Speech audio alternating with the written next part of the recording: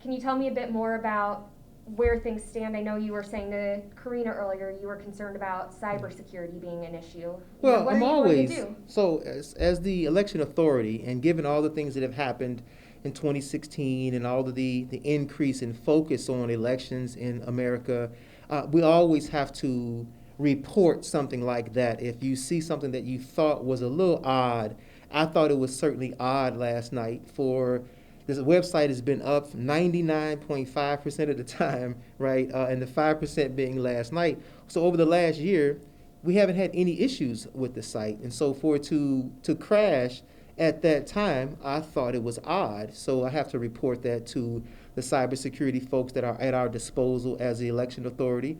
I talked to my web developer. They were on it all last night. They didn't get it back up and stable until 12:30 this morning. And then we were able to talk to my IT specialist early this morning. Then he got the results put up on the site. So, in speaking with them, they feel like that it's stable at this particular point. We've talked to the county IT about it. So right now, we're still looking into it. I still got some other things that I have to do. But the site's back up now. It's stable. We don't see any suspicious activity at this time. That's good to hear. Yeah, absolutely. With the cybersecurity team, is that the FBI? Is that Champaign County? Well, that's Champaign County, and there's some other people involved. I'll leave it at that for right now. I don't want to get too deep into who I'm reaching out to or who's the person or the people that I reach out to on a different level. Right now, I just want to make sure everybody should know that we are looking into it, we are digging into it at every level possible to make sure there's no particular concern. At this time, I don't see anything that says to me or from the folks that I've talked to so far that there's any sort of cybersecurity issues. It was more timing of the traffic on the website, some other updates and things like that that we think may have been the issue that caused it. But we're still looking into it. Once we get a concrete answer, I will make sure I let everybody know what that is. Well, Aaron, with regard to the other people that you're speaking with on it, as an elected official, though, shouldn't voters know who it is that the county is working with?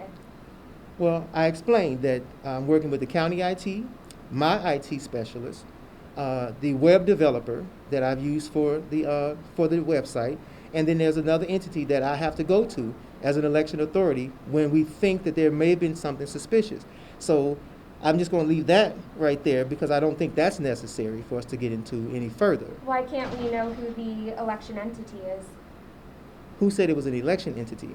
I thought that's what you were just saying. No, I said as the election authority, there's a group of individuals that I have access to, an organization that I have access to, that I speak with about these types of issues.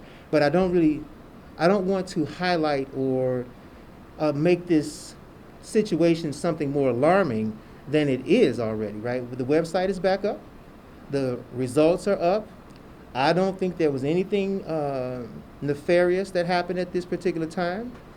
I think that I think that's enough at this point.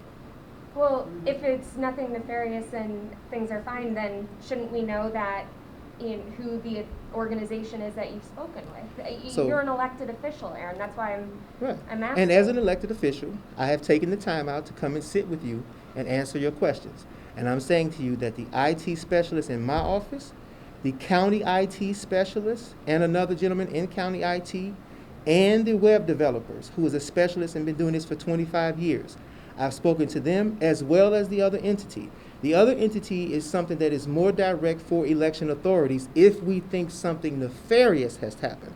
I said that I felt like there was odd for it to happen at that time. And so I went to all the steps that I'm supposed to.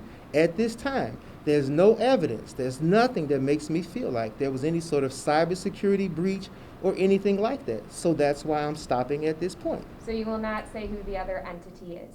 I don't know how many different ways to say this, Jen. I've said who I spoke with and who I'm comfortable sharing with you at this time, who I've spoken with. All right. Well, with that being said, you've talked about voter turnout being something that is a huge platform for you. Yes. And with issues like last night, I know you're saying that there's nothing nefarious, but do you think this is something that could cause concern or damage to the trust in the election process? I think only if the news media spins it that way, it could be something like that. What I have said to you is that all the election results are up. We're going to ready process vote-by-mail ballots right now. There's no issue or concern that I think a voter should be concerned about. If I felt that way as the election authority, I would feel obligated to say that to you and to all the voters. I don't feel like that. I have spoken with IT specialists, people with 25 years of experience, people who have been doing this their whole life, the county IT. I don't feel like that. So I'm not going to feed into some fervor that there could be something cybersecurity happening in Champaign County just for a story. I don't think that's what happened, so I'm not going any further with that. But Aaron, you were the one that brought up cybersecurity. Because cybersecurity is the language that people use when there's a concern. I'm telling you that the folks that I've spoken to, who've been doing this for years, nobody feels like at this point that there's anything like that happened in Champaign County. So I think it would be irresponsible for you or any other reporter to report it in that way. I felt like it was odd that the website went down after 7 o'clock on election night, okay? I looked into it. I did what I'm supposed to do as an election authority to reach out to the people that I reached out to. Nobody has said to me in any way, shape, or form. In fact, they've said they don't think that's the case. So that's why I'm reporting that to you. And I think that's enough. Well, can you tell us who said they don't think it's the case then? The folks that I've spoken to, the ones that I just told you. So, are you communicating with them over email, by phone? Okay, Jen, I've answered this question like 10 different ways. I'm done with that part. Do you have any other questions for me? Yes. Okay.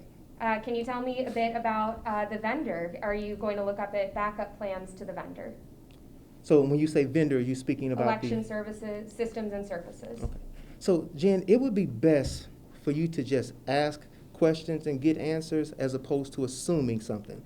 I haven't mentioned ES&S as a vendor in any of our conversations. We spoke last night about vendors, right. So that's why I'm following up on, is that the vendor? So see, there you go. If you ask me which vendor, then I can answer the question. Which right. vendor? If I when have I that spoke wrong. When I spoke of vendor, I was talking about the company that does my web developer. That's what I meant by vendor. I did not. ES&S had nothing to do with this.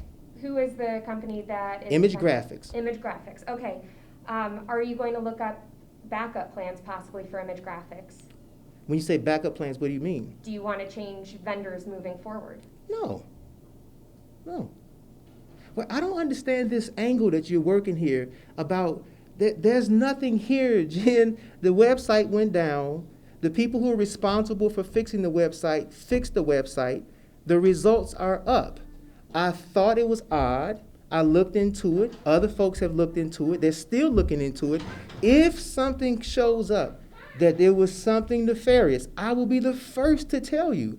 At this point, nothing is leading to that, okay? I would tell you if it was. I don't want you to go out talking to the voters, saying to them that there's something to be alarmed about, because there's nothing to be alarmed about. Well, Aaron, the voters are asking us to ask you as their elected official, about those issues that happened last night with the website, because like you said, it had been working until 7 o'clock, was closed. So Jen, are you telling me that I haven't answered your questions? I spoke to my IT specialist, the county IT specialist, the web developers, and the organization that I reach out to as an election authority if I think something was wrong. I have received nothing that says that Champaign County should be alarmed in any way, shape, or form about anything. The website is back up. It's stable. The results are up. I don't know why you keep digging into this. Well, because you are in a public role, and that is public information, I would assume, who you spoke with on it. I've shared with you what I'm comfortable sharing with you at this time. Okay, Jim? Do you have any other questions about the elections? Why can't you share more? Okay. So that's it? No, I do have one more. Can you tell me, there were voting machine issues that people were asking about in your church. They said that they were asked when they were submitting the ballot into the machine to fill out two, if it were, let's say the ballot said you had to choose up to two. They said if they chose one, it was saying it still needed a second one when they were putting it into the machine. And they said that they had asked you about that. Did you look into that ballot issue? Yes, I did, Jen. Okay. So what happened? I went to Vineyard. We're talking about the express vote machines, okay? The express vote machines that every single voter that I have spoken with, that every election judge has dealt with, said, we love these machines. They're faster, they're easier. It's a great thing. I hope we can get more of them. I received a phone call yesterday from a particular candidate who said that she was contacted by someone who said they had this particular experience that you're describing. So I said, okay, let me contact this person. I gave him a call. She tried to explain to me what was going on. I listened. Once I got all the way through the phone call, I said, okay, that's not my experience. That hasn't been the experience of any other voter who's used this machine. So I said, I'll tell you what I'll do. I'll go out there myself. So I went out to Vineyard myself. And actually, the liaison from ES&S was here for the election. She went with me. We videotaped me using the machine, the exact same machine, and the same scenario that this woman described that they've, I guess, apparently contacted you all about. And I did not have that experience.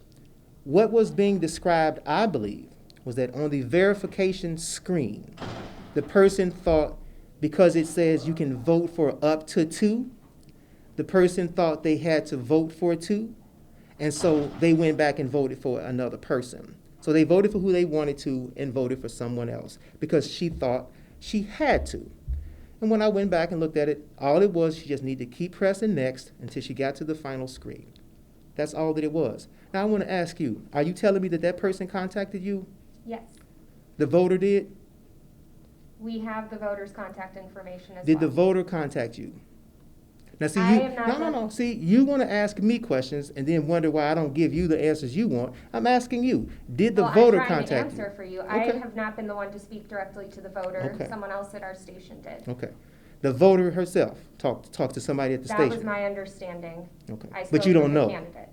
I can check. And You then spoke to the candidate. I did speak to the candidate. Did the candidate contact you or you contacted the candidate? I was given the candidate's contact information. Right. See, you just want to keep running down these rabbit holes, Jen, and it's a very simple explanation. I don't know why you're searching for these stories that are, I don't know what you're trying to do here, what angle you're trying to approach this from. I'm just this was trying a to get very answers. simple, I have already resolved this with the voter. I talked to the voter, I talked to the candidate, I went to go see it about myself. Why you think it's a story, I don't know. Well, I have to ask, Aaron. No, you don't have to. You're doing it because you think it's something sensationalized, and that's what I'm experiencing here. Okay. You have any more questions? Yes, with the election looking like it's going to be a referendum to eliminate the recorder's office, that's a lot of extra responsibility for your office. What are the next Are you steps? sure about that, or are you just assuming that? Excuse me? Are you sure about that, or are you assuming Well, that? the election hasn't been called. You said it's a lot of responsibility for my office. That's what you're saying, Well, right? you're merging 2 offices into 1. Wouldn't that be more responsibility? It would be more responsibility, sure. So what is the problem with how I asked that? Well, I think that you termed it in a different way, but go ahead. What are your next steps to take care of the new workload? Well, it's not even a done deal yet. We still have over 2,000 outstanding ballots.